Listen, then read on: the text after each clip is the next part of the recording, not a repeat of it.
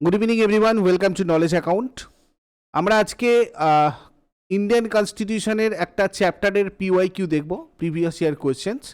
Total 58টা previous year question আছে।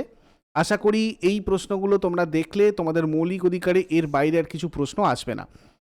তোমাদের এখানে পিএসসির প্রশ্ন রয়েছে, এসএসসির প্রশ্ন রয়েছে, সব মানে এক্সামেরই তোমাদের প্রশ্ন, প্রিভিয়াস ইয়ার কোয়েশ্চেন্স, এই মৌলিক অধিকার মানে ফান্ডামেন্টাল রাইট নিয়ে এই ভিডিওটাতে তোমরা দেখতে পারবে।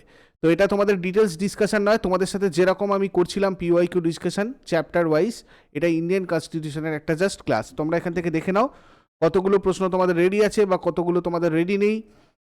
এটা নিয়ে তোমাদের ডিটেলস ক্লাস অলরেডি আমাদের চ্যানেলে রয়েছে। তোমরা আমাকে কমেন্ট করে জানাবে, যদি পার্টিকুলার কোনো কনসেপ্ট বোঝার অসুবিধা হয় আমি তোমাদের সাথে সেগুলো আবার ডিসকাস করে দেবো।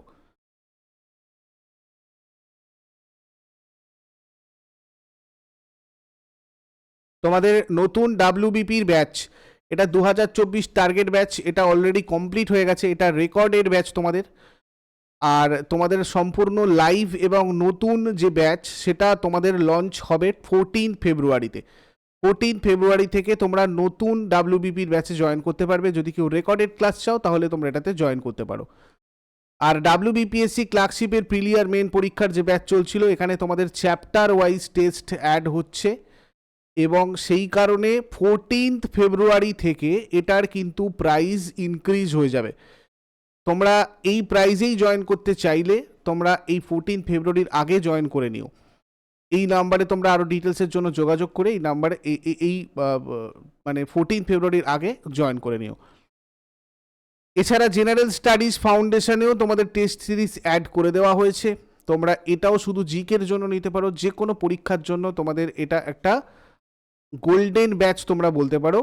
এই ব্যাচে তোমাদের প্রত্যেকটা জিকের মানে চ্যাপ্টার কনসেপ্ট ধরে ধরে ক্লাস, প্রত্যেকটা ক্লাসের শেষে এমসিকিউ, প্লাস সেগুলো টেস্ট পোর্টালেও তোমরা প্র্যাকটিস করতে পারবে। এবং এই যে অনলাইন পোর্টাল ভিত্তিক চ্যাপ্টার ভিত্তিক মক টেস্ট, এটাও কিন্তু তোমাদের রয়েছে। এগুলোর জন্য এই নাম্বারে যোগাযোগ করে নিও। দেখো, প্রথম প্রশ্ন তোমাদের যেটা রয়েছে, ভারতীয় সংবিধানের কত নম্বর পার্টে মৌলিক অধিকার সংক্রান্ত আলোচনা রয়েছে? এগুলো তোমরা র্যাপিড আমি তোমাদের সাথে প্রশ্নগুলো আনবো, তোমরা চেষ্টা করো যারা যারা লাইভে রয়েছে দেখো কতগুলো উত্তর করতে পারো। পার্ট 3-তে মৌলিক অধিকার সংক্রান্ত আলোচনা রয়েছে। নিম্নলিখিত কোন ধারায় সাম্যের অধিকারের কথা বলা হয়েছে? এমটিএস 2008-এ এসেছে, 14 নম্বর ধারা। ভারতীয় সংবিধানে উল্লেখিত মৌলিক অধিকারগুলিকে বলবৎ করার ক্ষমতা কার রয়েছে? সুপ্রিম কোর্টের। ভারতীয় সংবিধানের কত নম্বর ধারায় সরকারি চাকুরিতে সকল নাগরিকদের সমান সুযোগ সুবিধা প্রদানের কথা উল্লেখ করা হয়েছে? 16 নম্বর ধারায়। ভারতের সংবিধানের 19 নম্বর ধারার অধীনে কতগুলি অধিকার নিশ্চিত করা হয়েছে? 6টি। নিচের কোন লেখর অর্থ হল বন্দীকে আদালতে সশরীরে হাজির করা? বন্দী প্রত্যক্ষীকরণ। ধর্ম, জাতি, বর্ণ, লিঙ্গ বা জন্মস্থানের ভিত্তিতে বৈষম্য নিষিদ্ধ করা একটি মৌলিক অধিকার এবং এটি কোন মৌলিক অধিকারের অন্তর্ভুক্ত? সাম্যের অধিকার। বাক স্বাধীনতা হলো একটি মৌলিক অধিকার। নিম্নলিখিত কোনটি মৌলিক অধিকার নয়? ধর্মঘট করার অধিকার। ভারতবর্ষে ভোটাধিকার আর নির্বাচিত হওয়ার অধিকার একটি সাংবিধানিক অধিকার। সংবিধানের 17 এবং 18 নম্বর ধারাটি প্রদান করে কোন সমতা? তোমাদের ঠিক এভাবেই প্রত্যেকটা চ্যাপ্টারের এমসিকিউ তোমরা অনলাইন পোর্টালে প্র্যাকটিস করতে পারবে আমাদের যে কোনো পেড ব্যাচে। এগুলো তোমাদের ইউটিউবে প্রোভাইড করা সম্ভব না, বাট তোমরা আমাদের যে কোনো পেড ব্যাচে যদি জয়েন করো সেখানে কিন্তু তোমাদের এগুলো অ্যাভেলেবেল রয়েছে। এই নাম্বারে যোগাযোগ করে নাও তোমরা। সামাজিক সমতা। ভারতীয় সংবিধানের কত নম্বর ধারার অধীনে যে কোনো ব্যক্তি মৌলিক অধিকার লঙ্ঘনের কারণে সরাসরি সুপ্রিম কোর্টের দ্বারস্থ হতে পারে? 32 নম্বর ধারা। ভারতীয় সংবিধানের কোন ধারায় সংসদকে সশস্ত্র বাহিনীর সদস্যদের মৌলিক অধিকারের পরিসর নির্ধারণ করার ক্ষমতা প্রদান করা হয়েছে? 33 নম্বর ধারা। মুদ্রণের স্বাধীনতা নিম্নলিখিত কোনটির মধ্যে উল্লেখ করা হয়েছে? মতামত প্রকাশের অধিকার। ভারতীয় সংবিধানে 5টি অনুচ্ছেদ দ্বারা সাম্যের অধিকার দেওয়া হয়েছে, যেগুলো কত নম্বর ধারায়, মানে কোন ধারাগুলোতে? 14 থেকে 18 নম্বর ধারা। ভারতের সংবিধান অনুসারে জীবন আর ব্যক্তিগত স্বাধীনতার অধিকার রক্ষিত রয়েছে যে ধারায়?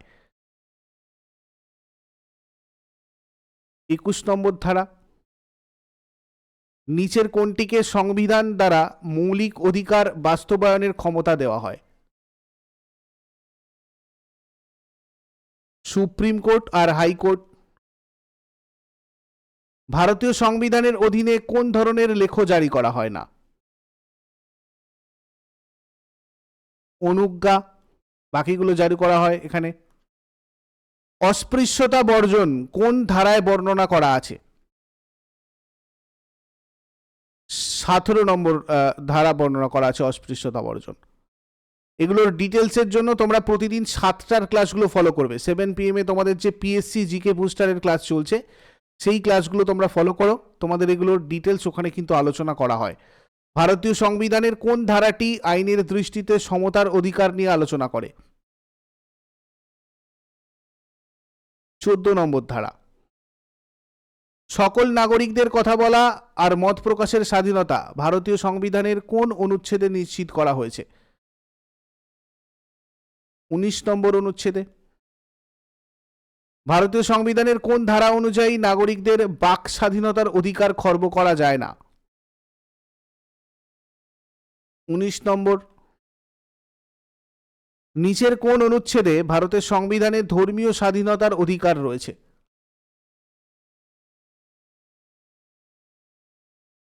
25 থেকে 28 নম্বর ধারা। ভারতীয় সংবিধানের 21 নম্বর অনুচ্ছেদে কি বলা হয়েছে? জীবন আর ব্যক্তিগত স্বাধীনতার অধিকার। সংবিধানের 18 নম্বর অনুচ্ছেদে সুরক্ষিত হয়েছে কোনটা? সাম্য। ভারতীয় সংবিধানের কোন মৌলিক অধিকারে অস্পৃশ্যতার বিলোপ সাধনের কথা বলা হয়েছে? সাম্যের অধিকার। ভারতীয় সংবিধানের কোন ধারায় বলা হয়েছে যে রাষ্ট্রীয় অর্থানুকূল্যে যে সমস্ত শিক্ষা প্রতিষ্ঠানগুলিতে, মানে যে সমস্ত শিক্ষা প্রতিষ্ঠানগুলি পরিচালিত হয়ে থাকে, সেখানে কোনো ধর্মীয় শিক্ষা প্রদান করা যাবে না?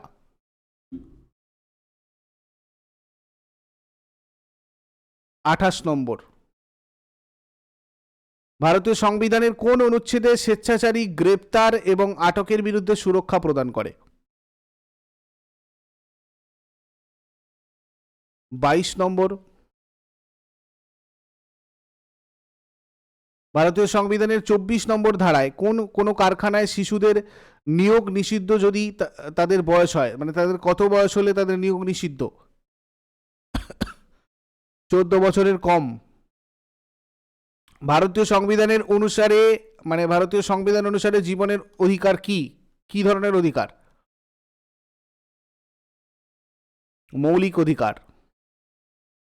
নিম্নলিখিত কোন পরিস্থিতিতে বন্দি প্রত্যক্ষীকরণ লেখ জারি করা হয়?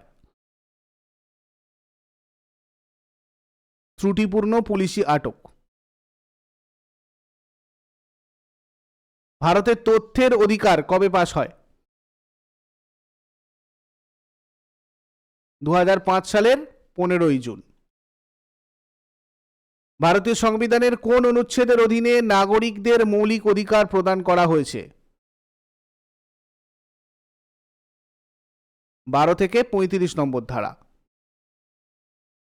30(1) ধারা অনুসারে শিক্ষা প্রতিষ্ঠান স্থাপন আর পরিচালনা করার অধিকার রয়েছে কাদের? ধর্মীয় ও ভাষাগত সংখ্যালঘুদের। সংবিধানে উল্লিখিত মৌলিক অধিকারগুলি সংশোধনের ক্ষমতা যার হাতে ন্যস্ত রয়েছে? সংসদ। ভারতীয় সংবিধানের কোন ধারায় বলা হয়েছে যে ধর্ম, জাতি, বর্ণ, ভাষা বা এগুলির কোনোটির ভিত্তিতে রাষ্ট্র কর্তৃক সরাসরি পরিচালিত বা রাষ্ট্রের আর্থিক সহায়তাপ্রাপ্ত শিক্ষা প্রতিষ্ঠানে কোনো নাগরিককে ভর্তি হওয়ার সুযোগ লাভের অধিকার থেকে বঞ্চিত করা যাবে না? 29 নম্বর ধারায়। ভারতীয় সংবিধানের কোন ধারায় বলা হয়েছে যে কিছু সীমাবদ্ধতার মধ্যে প্রত্যেক ধর্মীয় সত্তার ধর্মীয় এবং সমাজসেবামূলক কাজের জন্য প্রতিষ্ঠান গড়ে তোলা এবং পরিচালনা করার অধিকার থাকবে? 26 নম্বর ধারা। কোন সংবিধান সংশোধনীতে সম্পত্তির অধিকারকে মৌলিক অধিকারের তালিকা থেকে বাদ দেওয়া হয়েছে? 44তম সংশোধনী। ভারতীয় সংবিধান কর্তৃক সুরক্ষিত মৌলিক অধিকারের সংখ্যা কতগুলো? 6টি। নিম্নোক্ত কোনটি একটি মৌলিক অধিকার নয়? সম্পত্তির অধিকার। নিম্নলিখিত কোন ধারায় সংখ্যালঘুদের স্বার্থ রক্ষার কথা বলা হয়েছে? 29 নম্বর ধারায়। ভারতীয় সংবিধানের নিম্নলিখিত কোন অনুচ্ছেদটি সংবাদপত্রের স্বাধীনতার নিশ্চয়তা দেয়? 19 নম্বর ধারা। নিচের কোন মৌলিক অধিকারটি বিদেশি নাগরিকদের জন্য উপলব্ধ নয়?